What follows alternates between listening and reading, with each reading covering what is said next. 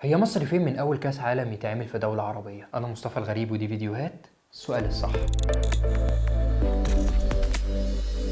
تعرف إن مصر شاركت في كأس العالم؟ أيوه، مصر شاركت في كأس العالم وأنا ما بهزرش. المنافسة في كأس العالم جوه الملعب وبره الملعب. جوه الملعب مفهومة، لكن بره الملعب دي إزاي؟ أنا هقول لك. مصر كان ليها تواجد مميز جدا في المونديال من خلال القوى الناعمة، زي مشاركة فنانتنا الجميلة الميزو سوبرانو المصرية العالمية فرح الديباني. فرح شاركت في المباراة النهائية من خلال أدائها للنشيد الوطني الفرنسي قبل مباراة الديوك والأرجنتين، وده تحت أنظار العالم كله وبحضور الرئيس الفرنسي وأمير قطر ورئيس الفيفا ومسؤولين مهمين كتيرة جدا في المدرجات. وزي ما اتكلمنا في حلقة سابقة قبل كده عن ويجز اللي شارك في النهاية بأغنية عز العرب اللي أطلقها الفيفا بمناسبة ختام المونديال، وشفناه وهو بيغني بين الشوطين في المباراة النهائية. وبالمناسبة النموذجين دول حتى لو كانوا ظهروا في دقايق قليلة إلا إن ظهورهم بيحمل رسالة مهمة جدا وتأكيد على أهمية الفن المصري والفنانين المصريين، وإنهم كمان تواجدوا بقوة وسط عدد محدود جدا من الفنانين. هل مشاركة مصر وقفت عند الحد ده؟ طبعا لا، لأن كان في حاجات كتيرة تانية مهمة، وهو فكرة الشركات المصرية أو الأفراد المصريين الكتار اللي شاركوا في تنفيذ عناصر مهمة في كأس العالم، سواء الملف الإعلامي أو ملف التنظيم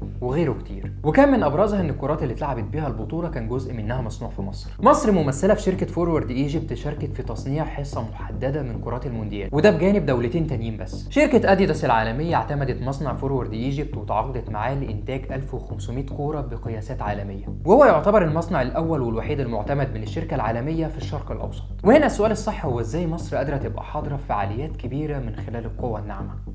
سلام.